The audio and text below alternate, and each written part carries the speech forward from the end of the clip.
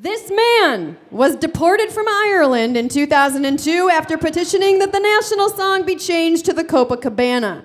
His infamy spiked 10 years later in the fall of 2012 when he bitterly protested every home Notre Dame football game by carrying a large sign that read, "The Irish cannot fight at all, not even a little. Everyone please just go home.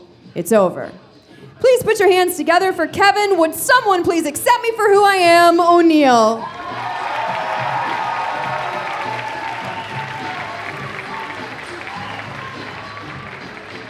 And in the other corner, hailing from the desolate regions of inner city Amsterdam, he lost over 141 pounds on The Biggest Loser in 2002. When he's not carving busts of LeBron James out of cheese logs, he can usually be found plucking chickens and dipping them in liquid gold to sell in his, is it Etsy store? Etsy store. I'm hip. Please welcome Matt, I am not the boy who lived, Tooley. Woo!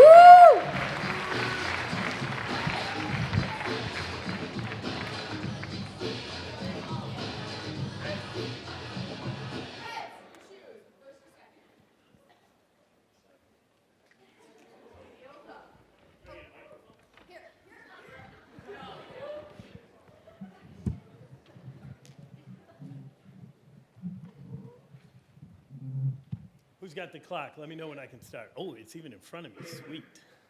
All right. 3, 2, 1, go. Knowledge is power. Knowing is power. Power not in a political or academic setting, but knowing oneself is power. The only way to be true to oneself is knowing yourself. And that's where it all starts for us today. Wondering is dreaming. It's casting about, looking. And that's a valuable process. But the goal is knowing. Knowing is what dreamers are casting about for. Wondering is searching, wandering in ignorance, and ignorance is the curse of man. Knowing is finding, knowing is possessing. Once you know something, it is yours. Not yours exclusively, but yours to use, to apply, and to grow into further knowing. If you only endlessly wonder, all you're doing is searching. You'll never find and possess. Wondering is to flounder around like a poor player who struts and frets his hour upon the stage, full of sound and fury, but signifying nothing. Knowing signifies power with no need to fret. Some skeptic philosophers have said we possess many beliefs, but no knowledge, that we are all opinion, all wondering, and no knowing. They believe wondering is the pinnacle of our abilities. But I believe we are more. I believe that the highest dignity of man is knowing, and knowing is within our reach if we only will ourselves to act and dare to know. Knowing the rules is a prerequisite for any game. You can't just wander around the field of play aimlessly. And knowing the rules is more important than just for petty games. You have to know the rules of life to truly enjoy it, especially if you want to bend, go around, or smash through those rules. But the knowing precedes the loopholes. Wondering is nice make-believe, but grown-ups need to know. Don't kid yourself. Knowing still requires dreaming, imagination, and faith. No one's ever seen a quark, recorded a dream, or touched divinity, but people know these things exist. Quarks can be proven by experimentation, which is, of course, the search for knowing. Dreams are something we all know, even if we don't know much about them. As for the divine, Christian existentialists believe that if we doubted our faith, if we questioned our knowing and still believed, then we would know we had faith. Knowing that all three of these invisible phenomenons exist is what allows us to share in their power. Knowing sets us free. Did you ever wonder what would happen if you asked that one person out? Or wonder if you could get into that school or do it on your own or get that job? You know what's better than wondering? Knowing. Even knowing a disappointing truth beats the hell out of wondering. Knowing takes action, engagement, not wandering about like a poet or a lit teacher and writing a sonnet about it. Even knowing the worst is better than wondering and not knowing. The bard said we know what we are, but know not what we may be. But wondering doesn't help us understand what we may be. We need to know. If wondering was the most important thing, Google search would be king. But it's what you do with the search, knowing. That's where the real power lies.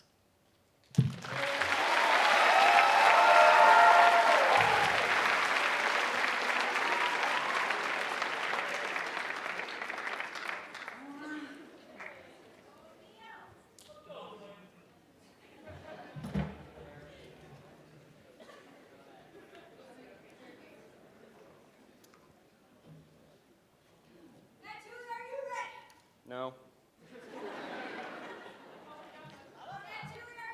Yes.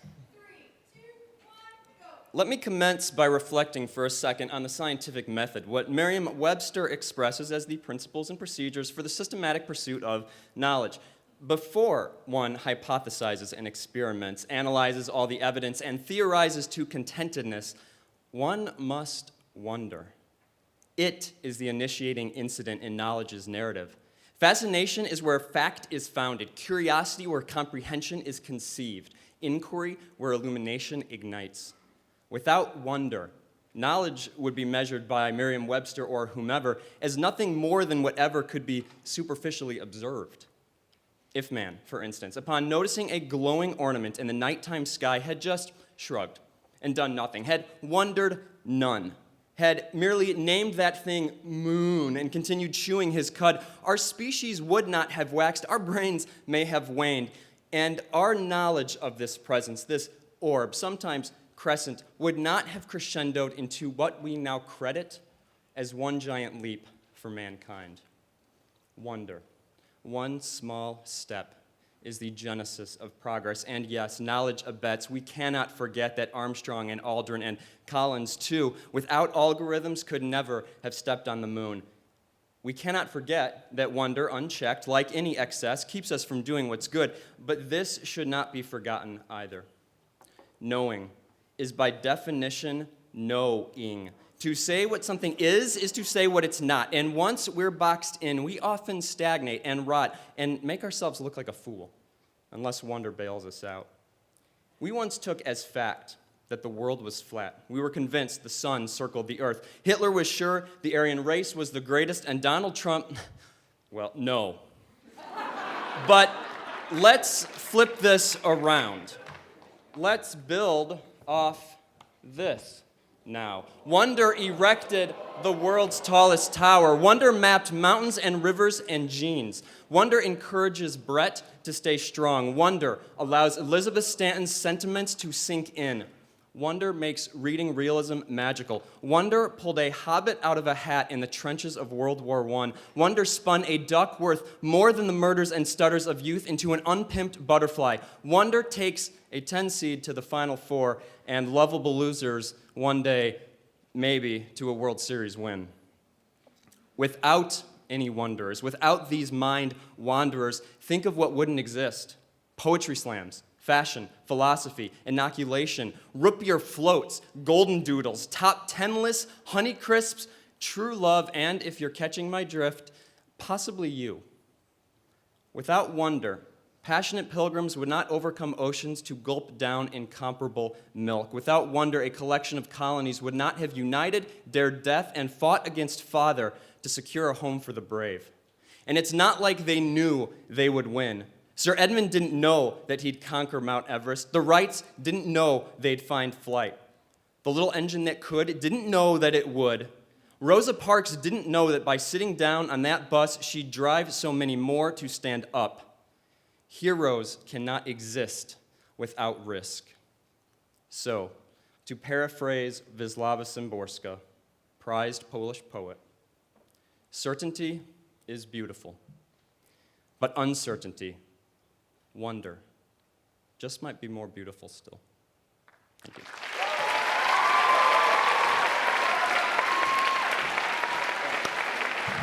All right, now it comes your turn. You get to vote who wins this competition. All right, is it Mr. O'Neill?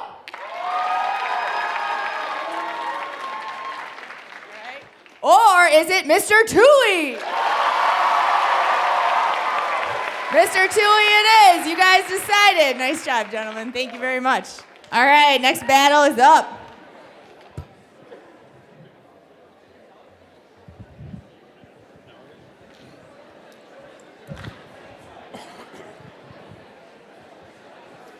Can we have our music for round 2? Sure. What do the slide for the picture? All right.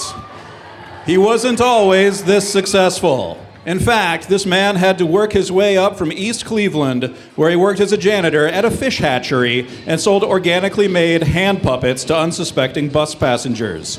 Once he arrived in Libertyville, he looked for every square of wet cement to carve his initials into, which is why all of his fingernails have balls of solidified concrete under the ends of them, and he is currently dying of gangrene. Please welcome Brian Golden Years Voss.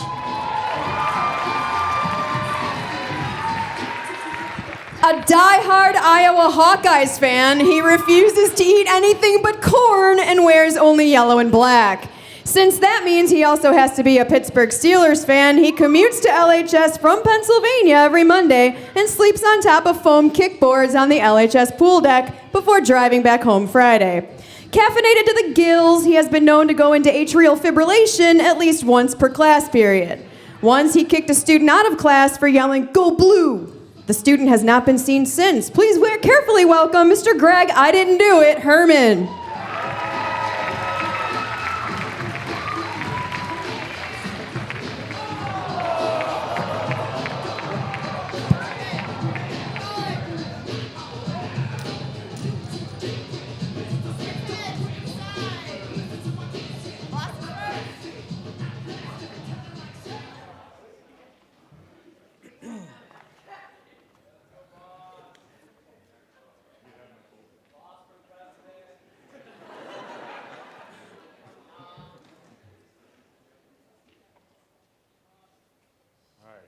Hang on.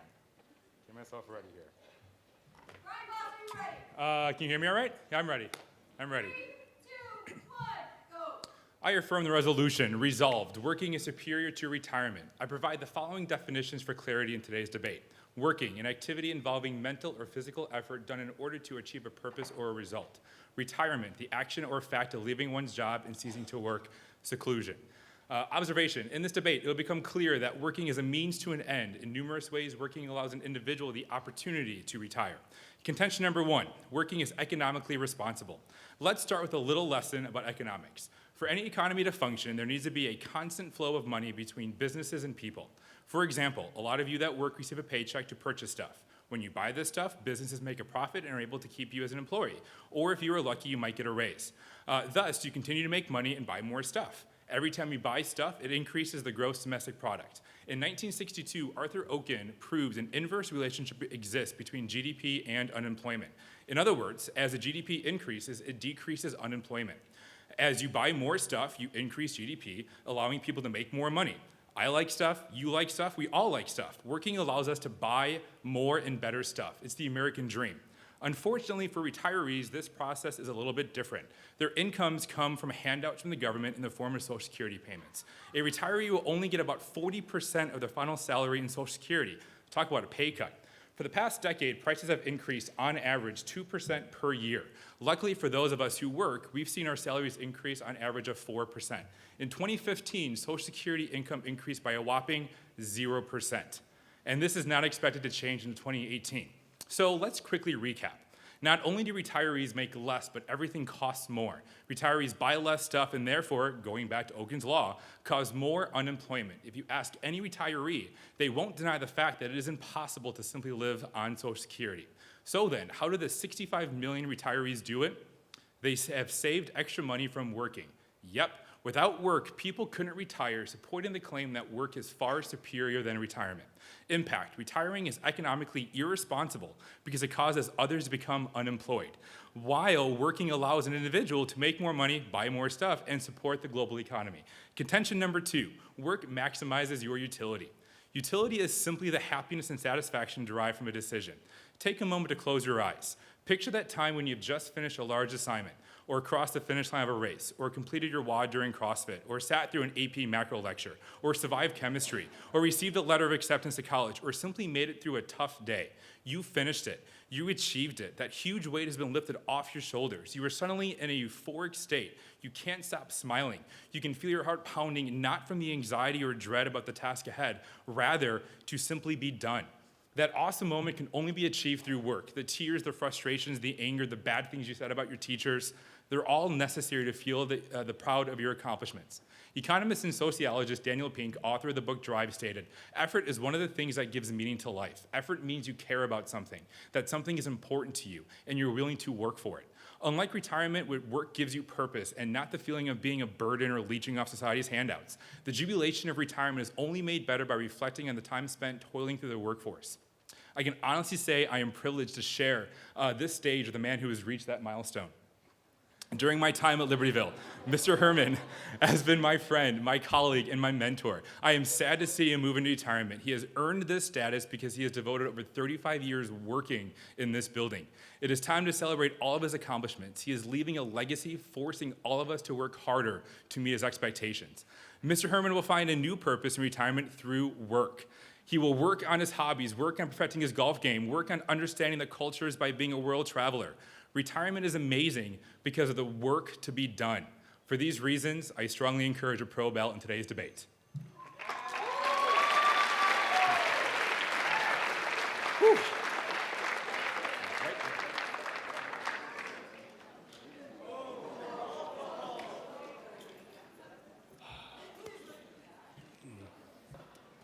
Herman, are you ready? No.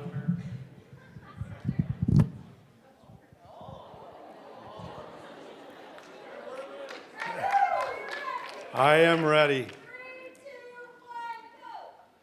I told someone yesterday that I was about to retire. They said, "Congratulations." Congratulations? That was weird. I thought that you had to get congratulated for accomplishing something, like congratulations for winning that Oscar, or congratulations for selling 1 million copies of your book, or even surviving something like congratulations for surviving Shinto's PE class. Whenever somebody congratulates you, the next question they ask is, what are you going to do next? Congratulations on winning that Oscar. What's your next movie going to be? Congratulations on graduating high school. Where are you going to go to college? Congratulations on retiring. Now what are you going to do? Ah, that's the catch. I don't know. And that's the beauty of retirement. Do you remember the feeling of Christmas when you were little? A shiny tree, bright lights, presents wrapped all underneath the tree. You almost burst with anticipation of what was in those boxes and what the future would be with all the glorious things that you would uncover. Retirement is like Christmas. Right now, I'm looking at the presents, wondering what's in the boxes and what joy that they will bring to me. The gift list is long, but make no mistake, retirement is a gift under the tree, and the anticipation is exciting. Mr. Voss is so young and foolish. What does he really know about work and life? Not much yet, but give him some time to get to retirement. That'll only be about 30 years of toiling away, living bell to bell, and listening to weird passing music in the hallway. All those things that poor Mr. Voss thinks are supposed to be good about working, contributing to society, self-fulfillment, making a difference, earning money, blah, blah, blah. They don't go away. I just get them in gift form. What is the gift list? Well, I'll give you some examples. I can go fishing anytime I want, catch way more fish than Mr. Leone. Oh, wait, I already do. But it would be way more. I could eat tacos every day. I could find a bird Schaefer never found, if it was worth my time. I can do yoga whenever I want. I don't have to wait for Dr. Scott's free periods. I can get up in the morning without an alarm. I can drop by school and tease Mr. Regner about how bad I was doing and then leave. I could go build a house for Habitat for Humanity. I could go work out and get much more buff than Duffy or Marosha or Powell. I could write a book and get it published. I could drive for Uber. I could train my dog to fetch my shoes. I could travel to Australia. I could sit in Starbucks and wonder about what I know while Tooley and O'Neill are still working. Yeah, and then there'll be surprise gifts that I don't know what are there, but when I see them, my eyes will grow big with wonder and excitement. I can't wait to see what those will be. Retirement is awesome. Thank you.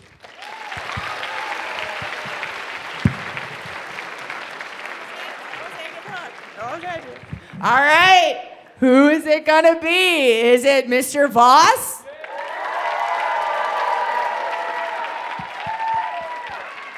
Or is it Mr. Herman? Mr. Herman, you are the winner.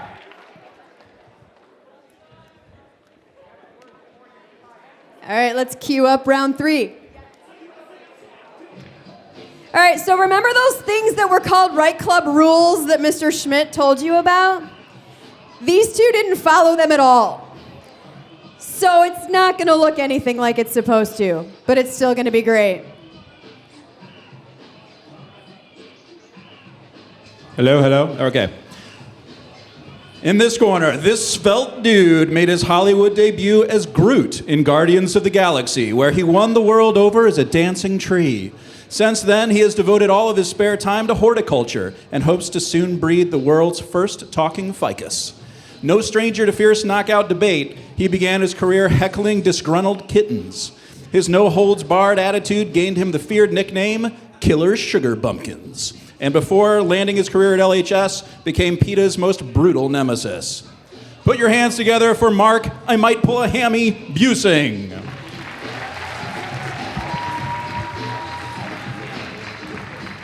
Even though no one really knows what an assistant superintendent is or does, this man brings new life to the role, spending most of his office hours performing operettas while dancing in Renaissance attire amid bubbles from his commercial-grade bubble machine.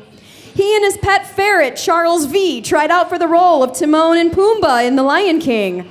Disney made the right call on that one. Please welcome Al, who on earth is this guy, Flemming.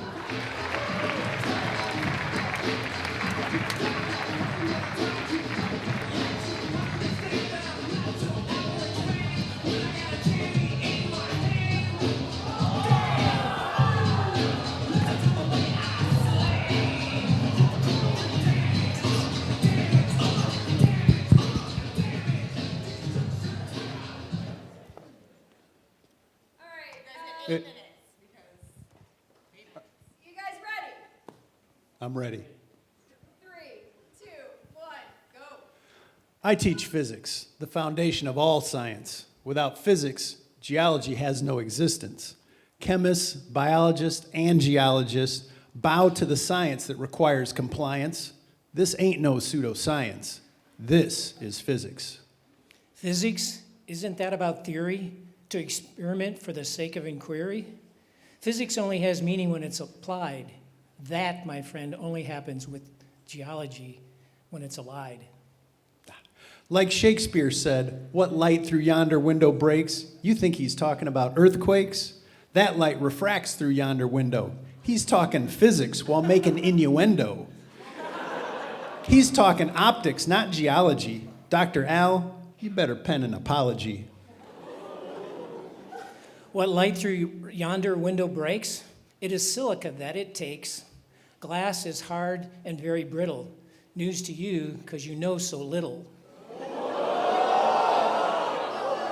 The essence of that transparent mass thus allows light to refract through glass. Beware the Ides of March, said the soothsayer. Beware the forces of physics, says the truth-teller.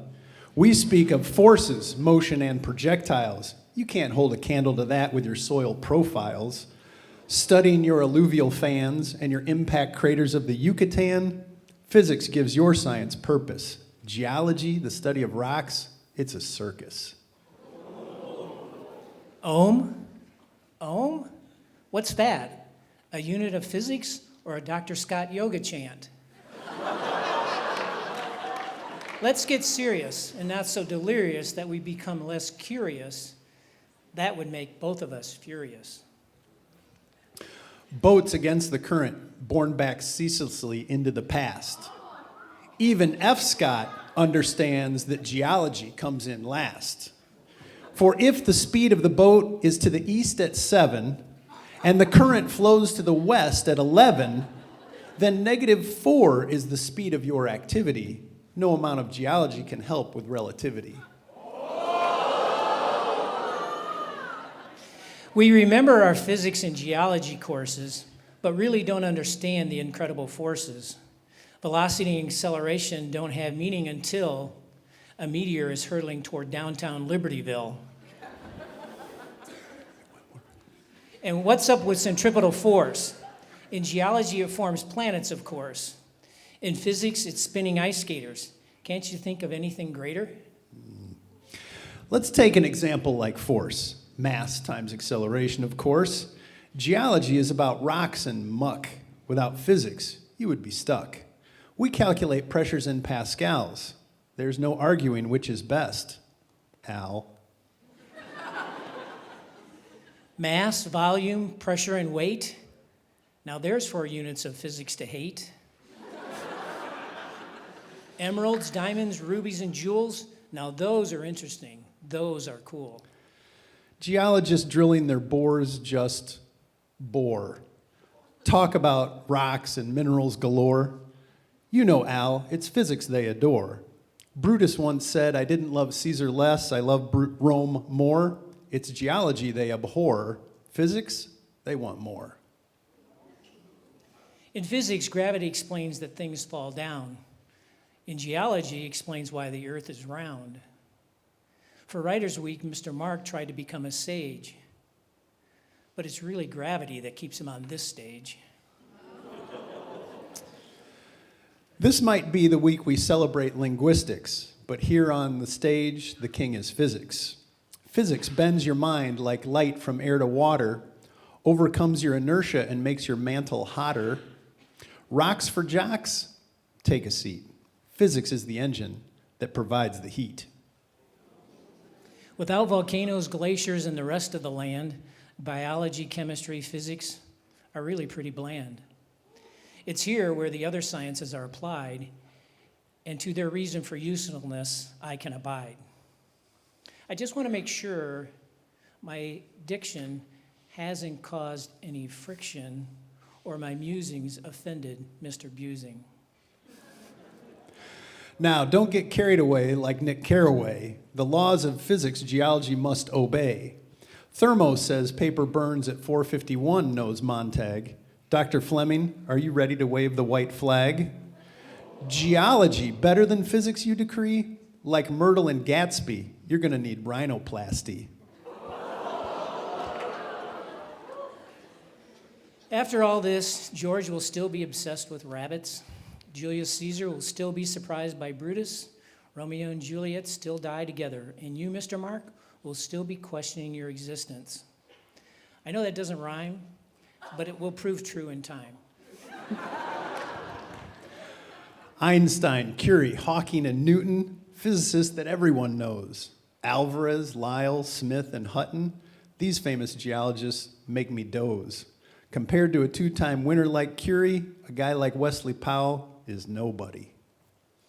Joule, Watt, Ohm, Newton, Tesla, Curie. Why name units after physicists? Was it because they were in a hurry? So I've been musing, why no Buesing? Is it because a quark is easier to rhyme with Mark?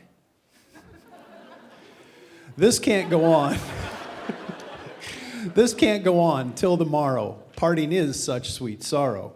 Even though physics is by far the better, there ain't no reason to brand Dr. Al with a scarlet letter. Much respect to the man with the PhD, a hard-won and righteous degree. To say we are friends ain't no hyperbole. But geology is just a bunch of basalt. Physics is better. It's not his fault. The one thing that we've learned is that scientists are not poets. I mean, everything we've said doesn't even rhyme. But thanks for sitting for this battle of rhymes. We hope you've learned something to last a lifetime. From two guys who are monumental geeks. Hope you all had fun at Writers' Week. We really don't care if our rhymes made you yawn. As Roy G. Biv would say, color us gone.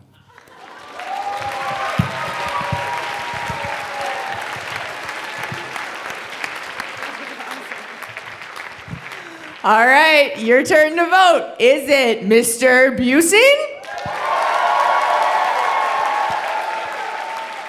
Or is it Dr. Flemming? Need some help on that one. You need to arm wrestle now I think it's a tie. That might have been a straight tie. Straight tie. Nice job. Thanks, guys.